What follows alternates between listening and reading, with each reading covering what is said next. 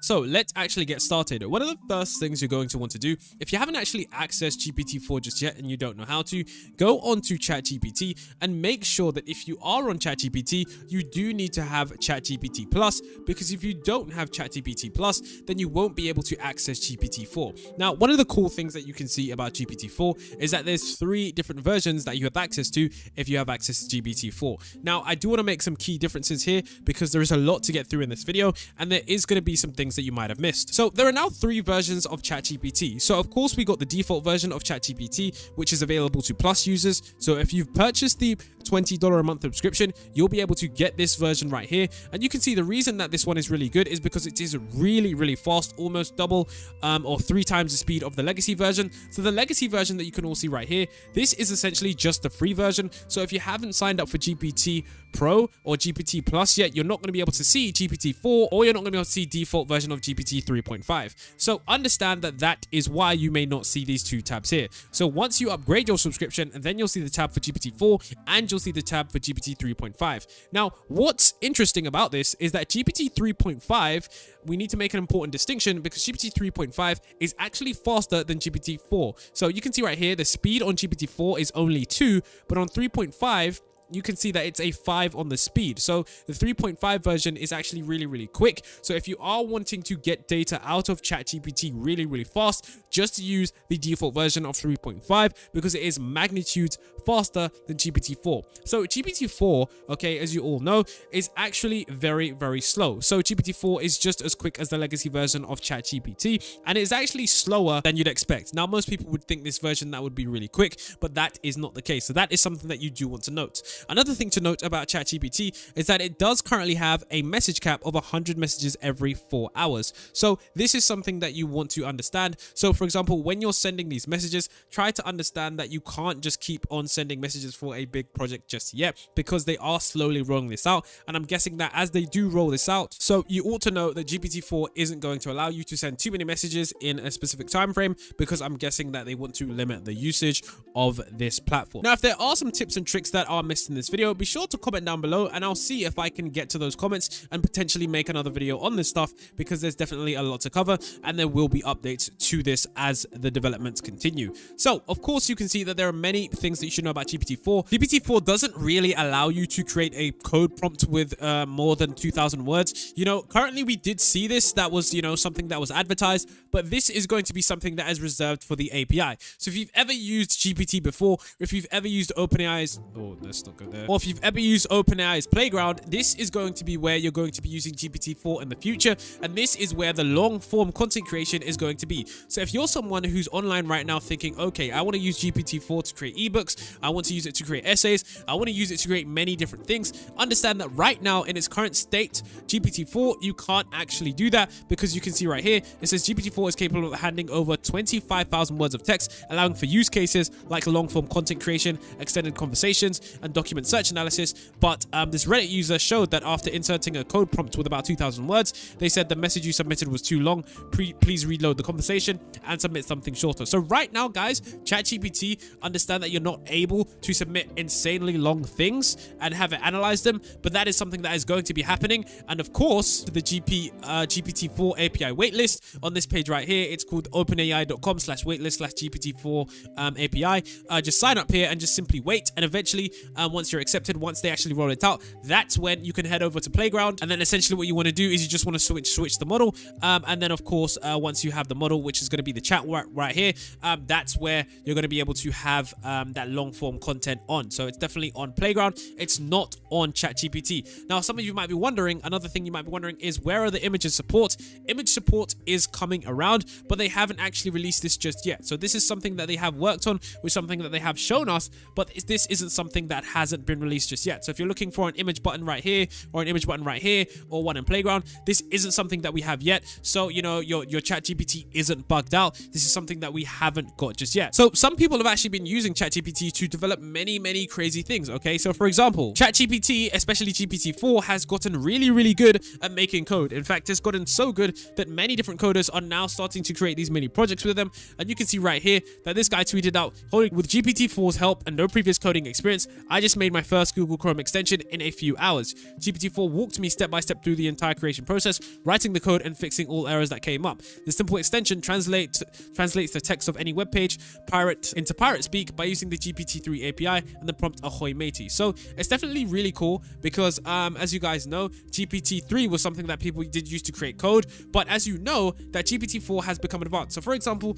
let's say I wanted to, and this is something that I did before, create this is something that you can get really experimental with. Let's create a Pine script for a trading bot, and this is something that I did a video on before ages ago. So here you can see GPT 3.5 using ChatGPT to create code. So this was me like I think a month ago trying to create code. So essentially ChatGPT now, GPT-4, has gotten much better at creating code, and it's definitely having a lot less errors. So I'm gonna go ahead and see what it does with this new prompt, because it will be interesting to see just how different this is. So I'm gonna go ahead to GPT-4 and I'm gonna see, and what you guys want to see right here is you want to see just how slow this is. Now of course, if you're someone who's used to turbo, you understand that of course this is definitely slower, but if you're used to the legacy version, then this is going to be something that is of course the standard speed. So this is essentially what we have here, which is like a Pine script trading bot that you can actually use on TradingView. If you know what TradingView is, you can just simply input this into the Pine script editor, and you can actually use this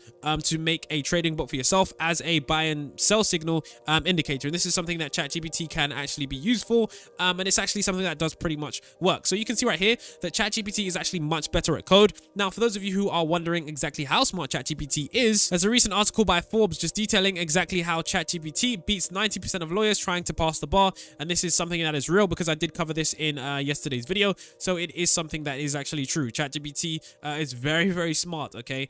And of course, there are going to be some times where you do get some errors, but if you do have any errors, you can just simply input those errors into ChatGPT, and then it will essentially recorrect those errors. So it's definitely good at creating code, and this is going to be something that is much more smart, okay? And you can see right here, what's different about this one, okay, is that it actually walks you through step by step. It gives you much more thoughtful responses, and it's just generally a lot better and a lot more refined. Now, what you can also see here is that this user was able to get GPT-4 to make them an iPhone app that recommends 5 new movies every day, including the trailers and where to watch, and you can see that this app actually did work. Now of course, you might be wondering how difficult is this to do. Understand that if you don't know how to code, guys, you can literally just ask ChatGPT how to get started with any app, with any program, and it will literally give you the step-by-step tutorial. And this is something that I've done before, and the code that I did just write is actually pretty perfect. I didn't receive any errors when applying it to my TradingView, whereas the previous version of ChatGPT, there was always constant errors that it would have,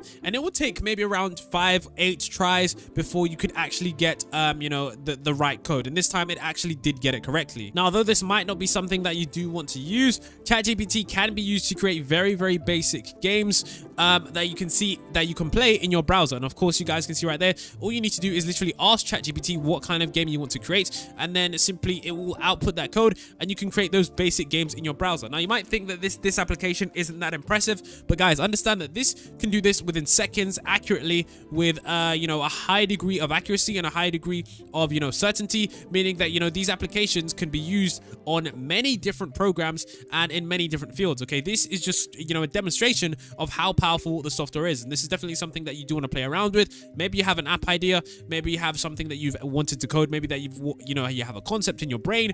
ChatGPT can help you bring that to life, especially if you have no coding knowledge. Now, one of the key features that they did actually, you know, give a demo of was the fact that let's say you went onto default GPT 3.5, even the turbo version, and you said, can you write a sentence about AI? ChatGPT would simply refuse this, and sometimes it would actually make mistakes.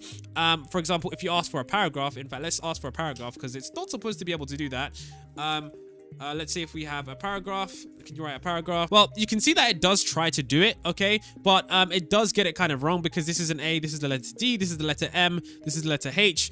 So it does try, but if we ask GPT-4, you can see that it does it more accurately. So if I say, can you write a paragraph about AI with all words beginning with the letter A, it should get this actually right. So you can see right here, the GPT-4 is much more smarter. It's like a couple degrees smarter. So you can see right here, artificially advanced algorithms are autonomously accelerating, astounding analysts alike. So that's really, really, really impressive for a natural language model. And yeah, guys, honestly, this is just truly, truly incredible. It just goes to show that, you know, right here, it tries, but it doesn't get it. And then, of course, you can see that right here, it actually does get it, and it does get it with a perfect degree of accuracy. There's not one word which is, you know, another letter. So it just goes to show that GPT-4, maybe if you tried something before and it wasn't that accurate and it wasn't that great, or maybe you thought that it was a bit too difficult, try it with GPT-4 and you'll see that it is definitely magnitudes more precise, magnitudes more specific, and it's more concise in its efforts to, you know, give you a specific answer, because it doesn't need to, you know, blabble on about a lot of stuff. Now, another thing that ChatGPT is really, really good for is, I wouldn't say generating lawsuits, because that's not something you want to do, but definitely the law and definitely taxes. So in the OpenAI demo, what we did actually see was, you know, GPT-4 doing taxes, which it really did in a very, very good way. So GPT-4, as you guys can see right here, this is by the OpenAI demo, actually did manage to do this person's taxes. So of course, as you guys can see, they were on Playground, they were in the chat beta mode, and you can see that right here they said you are tax GPT, and this is why I said the steerability of GPT-4 is going to be insane. This is why it's not just going to be chat GPT anymore, where it's going to be something that you're going to be talked to. You could literally make it applicable to any single industry in the entire world. So I could make it a YouTube consultant, I could make it a healthcare consultant, I could make it a music consultant. As you can see right here, they're making it a tax consultant, and it accurately does solve the taxes. So it says, you know, he did actually paste in the tax above. There were so many details that he added, and then of course at the end, it outputted the right tax liability. So when it comes to math questions, GPT-4 is going to be really, really good. And you should still be able to do this with GPT-4 right now in ChatGPT. So this is definitely something that I would say that, you know, maybe you're having a difficult email, maybe you receive an email, you're not sure how to respond. GPT-4 is going to be able to give you the very best convincing emails that you can write. So definitely use this for very, very difficult things. And I know that might seem basic, but honestly, just using it and integrating it to my daily workflow really did just make me a more efficient person. And I was honestly surprised at how good this was at just doing some of the basic tasks 10 times more effective than I could think of. So if you're someone who's you know, used GPT-4 and you're wondering what to do, you can use it to definitely check code. You can use it to do your taxes and other stuff like that. You can use it to help you with the law, because remember that GPT-4 is actually really good at the law. It's actually good enough to get into Stanford and many different law schools. So you can think of it like having your personal law assistant. So with this stuff, the GPT-4 is a step up. So now it actually has, I wouldn't say it has qualifications, but I would say that it is good enough to advise you. And of course, you definitely want to, you know, of course, always seek an attorney for a final decision. But it is definitely something that can advise you in areas of the law that you may not be, you know, that you may not know about. So it's definitely something that I would be using. And with GPT-4, there aren't any really crazy prompts. Of course, you can prompt it in many different ways, but it just goes to show that now it's so much more specific. So I would get even more specific with your prompts, because that's what GPT-4 is clearly designed for.